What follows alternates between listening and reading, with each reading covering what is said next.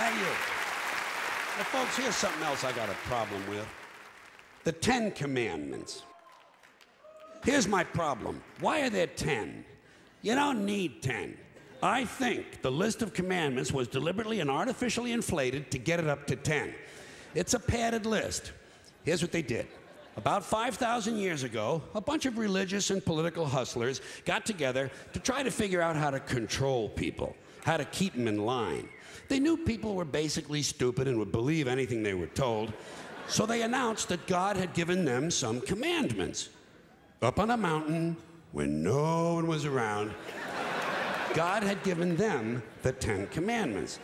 But let me ask you this. When they were sitting around making this shit up, why did they pick 10? Why 10? Why not 9 or 11? I'll tell you why. Because 10 sounds official. 10 sounds important. They knew if it was 11, people wouldn't take it seriously. So what, are you kidding me? The 11 Commandments? Get the fuck out of here.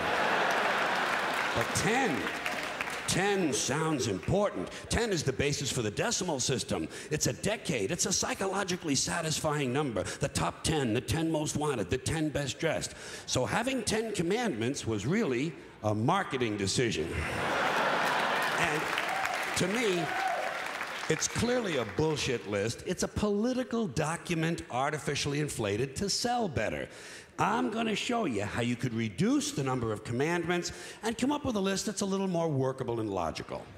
We're going to start with the first 3, and I'll use the Roman Catholic version because those are the ones I was taught as a little boy. I am the Lord thy God. Thou shalt not have strange gods before me. Thou shalt not take the name of the Lord thy God in vain. Thou shalt keep holy the Sabbath. Right off the bat, the first 3, pure bullshit. Sabbath day, Lord's name, strange gods. Spooky language. Spooky language. Designed to scare and control primitive people. In no way does superstitious nonsense like this apply to the lives of intelligent, civilized humans in the 21st century. You throw out the first 3 commandments, you're down to 7. Next, honor thy father and mother. Obedience, respect for authority. Just another name for controlling people. The truth is, obedience and respect should not be automatic. They should be earned. They should be based on the parent's performance. Parent's performance. All right? Some parents deserve respect. Most of them don't. Period.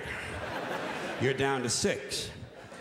Now, in the interest of logic, something religion is very uncomfortable with, we're going to jump around the list a little bit. Thou shalt not steal, thou shalt not bear false witness. Stealing and lying.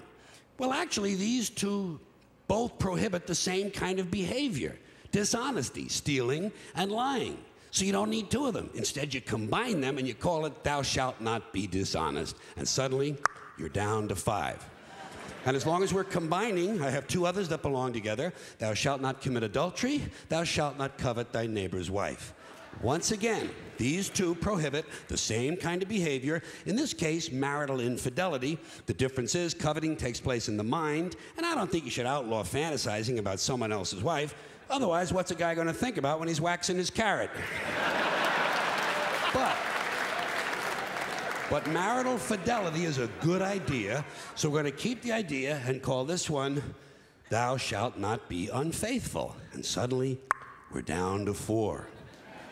But when you think about it, honesty and fidelity are really part of the same overall value. So in truth, you could combine the 2 honesty commandments with the 2 fidelity commandments and give them simpler language, positive language instead of negative, and call the whole thing, thou shalt always be honest and faithful, and we're down to 3. Thou shalt, they're going away fast. Thou shalt not covet thy neighbor's goods. This one is just plain fucking stupid. Coveting your neighbor's goods is what keeps the economy going. Am I right? Your neighbor gets a vibrator that plays "O Come All Ye Faithful." You want to get one too. Coveting creates jobs. Leave it alone. You throw out coveting and you're down to 2 now, the big honesty and fidelity commandment, and the one we haven't talked about yet, thou shalt not kill, murder, the 5th commandment. But when you think about it, religion has never really had a big problem with murder. Not really. More people have been killed in the name of God than for any other reason. All you have to do... Sure.